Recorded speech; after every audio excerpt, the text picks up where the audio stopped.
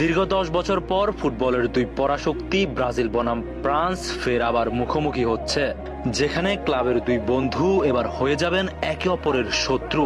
এই ম্যাচ দিয়ে মাঠে ফিরবেন ব্রাজিলের রাজপুত্র নেইমার জুনিয়র, তার সাথে থাকবেন অস্কার, রাফিনা, ভিনিসিয়াসরা। আর ফ্রান্সের হয়ে ডেম্বেলে ডুয়েদের সাথে নিয়ে মাঠে নামবেন বর্তমান ফুটবলের তরুণ তুর্কি কিলিয়ান এমবাপ্পে। বিশ্বকাপের আগেই ফুটবলের এই দুই পরাশক্তি মুখোমুখি হবে। এছাড়াও এই ম্যাচে কারা দলে ফিরছে এবং সম্ভাব্য এই লড়াই নিয়ে বিস্তারিত থাকছে বাকিটা প্রতিবেদনে। কথায় আছে ইতিহাস ফিরে আসে, আর ফের সেই ইতিহাস আবারও ফিরে এসেছে উত্তেজনা আর ভয়ঙ্কর রূপ নিয়ে।